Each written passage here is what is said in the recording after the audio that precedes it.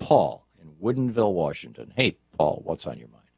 Hi, Tom. I'm calling on my crusade to save Social Security, starting with Social Security disability. Good on you.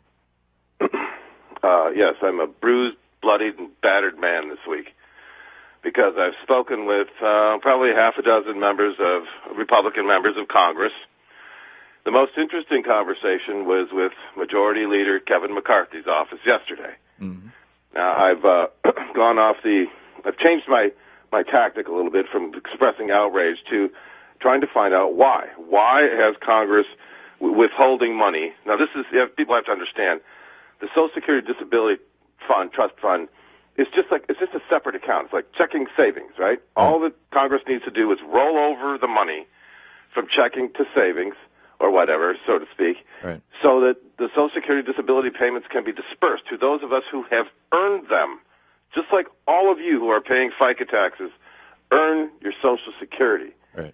And the answer I got, and I had a cordial conversation with this man in Kevin McCarthy's office. It wasn't an argument; it was a debate.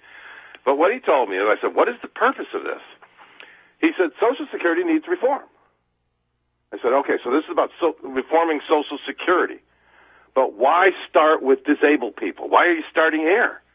Why are you threatening my money? And the first thing he said, I'll just take a few things out of here. He said, there's just getting to be too many disabled people. Oh, jeez. That's the first thing he said. I said, well, I tell you what, there's getting to be a whole lot more old people, too. Yeah. Who are going to need, and I argued with him. I said, look, I have a right to this. I gave him Tom. I've given him Supreme Court. I gave him law. I gave him history. I gave him Ronald Reagan. I said, Social Security is not insolvent.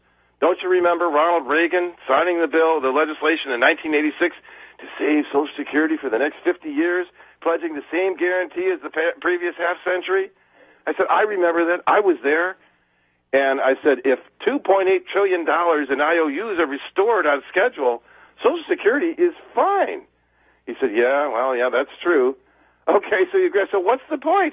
He said, listen, he said, here's what he told me as we ended up. I tried to explain to him. I appealed to him on a personal level. I said, listen, I live on just over $1,000 a month. Cut me by 20%, I'll be under $900 a month. His response, Tom, was this: I'm sorry, it's just going to have to be tough on you for a while. Jeez. This is Kevin McCarthy's office, the number three Republican in the House of Representatives.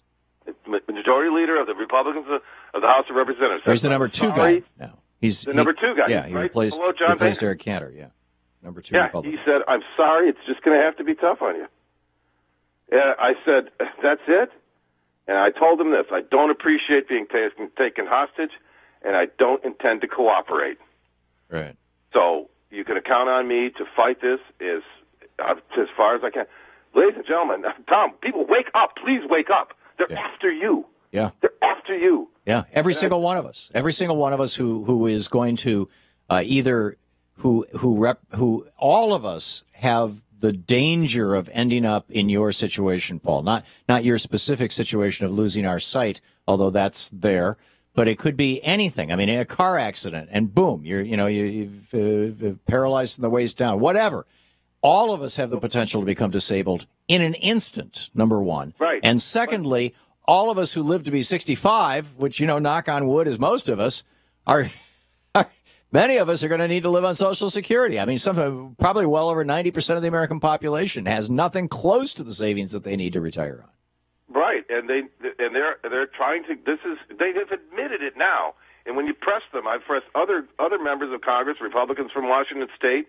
They won't talk, and then when you finally press them that this is about trying to force Obama to sign cuts to Social Security in one form or another, either to change CPI or just a general reduction in benefits or raise the retirement age or means testing. Those are the four that have been discussed. Right. And they all admit, they keep saying Social Security needs reform.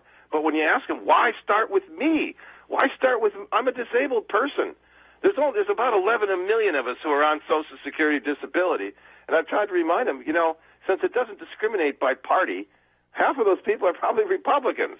Right. Or maybe because once you become disabled, you're not a Republican anymore because you realize. But they're after everybody's Social Security. They're starting with disabled people to hold us hostage. Right. And all he can say to me is, I'm sorry, it's just going to have to be tough on you. Well, and what that kid, in all probability, you were talking to either an intern or somebody fairly low on the food chain who just they accumulate.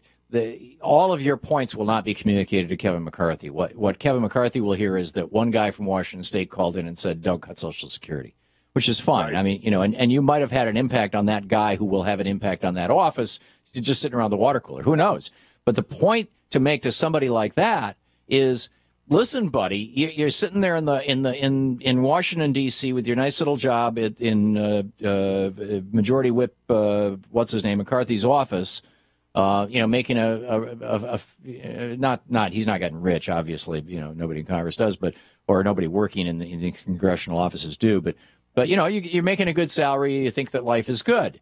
You could get hit by a bus tomorrow and end up in the wheelchair for the rest of your life. And you want to make it so that let me rephrase this. I was going to say for some reason, but it's actually very, very intentional. The vast majority of people in their 20s, 30s, 40s, even 50s don't think about Social Security at all and don't think it is at all relevant to them because they're nowhere near retirement age, and they don't realize that fully 1/3 of Social Security payments are going to people like you, people like Paul Ryan when his father died, literally orphans, widows and orphans. Disabled people, they are going to people who actually need that money to survive. And all of us, 100% of us, every 20-year-old in this country, every 10-year-old in this country could potentially be one of those people. I did have that kind of discussion about comparing incomes, and I asked him, I said, what do you make? And I asked him, do you think you could live on what I get in Washington, D.C.? Yeah. I don't know what it costs there, but I bet it ain't cheap. Yeah, no, it's obscene. I mean, an apartment in this town is. Go ahead. Yeah, he realized that, no, I couldn't.